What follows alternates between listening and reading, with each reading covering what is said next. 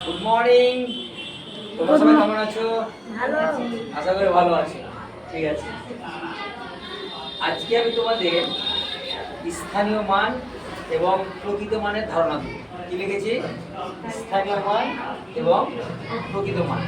আচ্ছা, তোমার নাম কি বলো তো? আমার নাম কারিউল।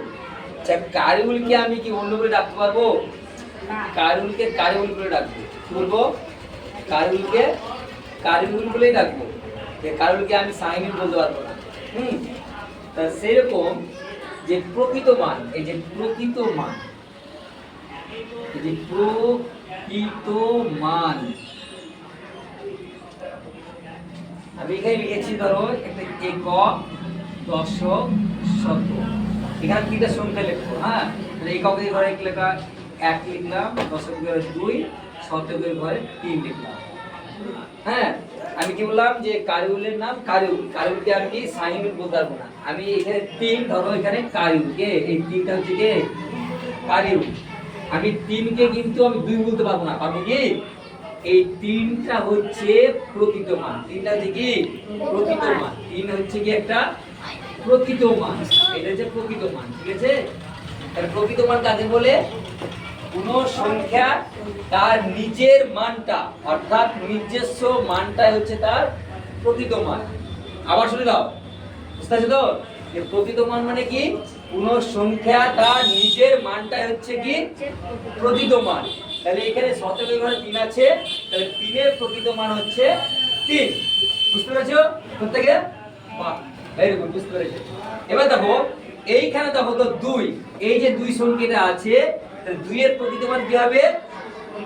2 হবে। বাহ, ভেরি গুড, খুব ভালো বলেছো। তাহলে 2 এর প্রকৃত মান 2 হবে। কেন? এই যে 2 এর জায়গায় সে তার নিজের, সে জায়গায় আছে তার নিজস্ব মান, অর্থাৎ তার প্রকৃত মান। হ্যাঁ, যে তার নিজের মানটা হচ্ছে কি 2। বুঝতে পেরেছো? এবার আমরা যাব স্থানীয় মান।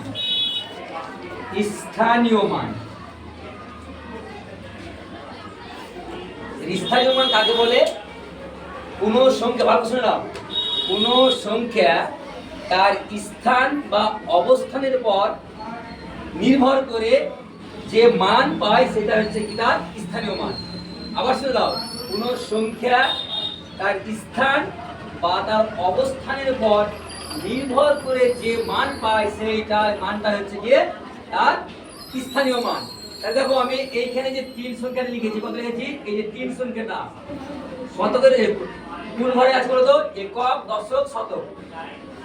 শতকের ঘরে আছে। কোন ঘরে আছে বলো তো? শতক। শতকের। ভেরি গুড, তোমরা ঠিক বলেছো, শতকের ঘরে 3 আছে। এবার দেখো 3 একটা শতকের ঘরে স্থান বা অবস্থান করে আছে। কোথায়? 3টা কোথায় আছে? শতকের ঘরে। এবার তার স্থানীয় মান কি হবে? শতকের এর পরে, শতকের পরে যতগুলি ঘর থাকবে ততগুলি আমরা কি পাচ্ছি? শূন্য পাচ্ছি। তাহলে দেখো 3, তাহলে কি এই দশকের ঘর থেকে একটা শূন্য, এককের একটা শূন্য, তাহলে 3 এর স্থানীয় মান কত হলো? 300।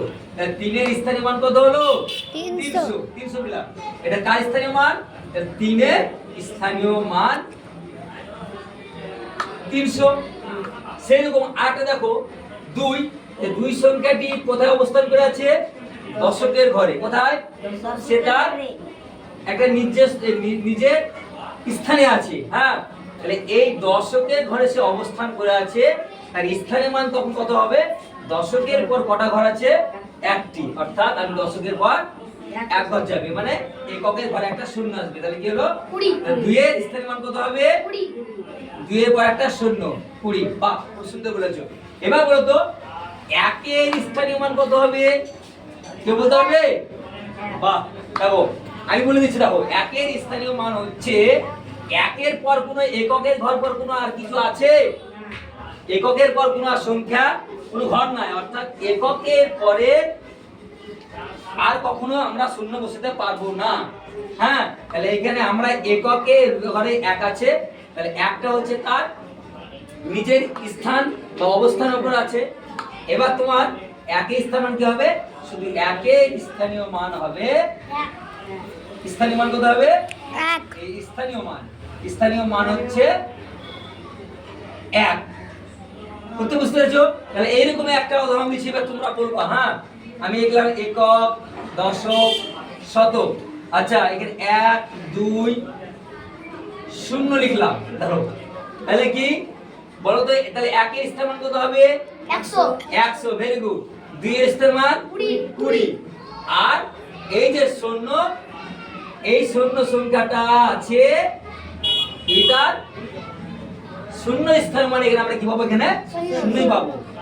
তাহলে এই শূন্য সংখ্যাটা কোনো তার স্থান বা অবস্থানের উপর নির্ভর করে আছে। তাহলে কি শূন্য স্থান মানে এখানে কি হবে? শূন্য হবে।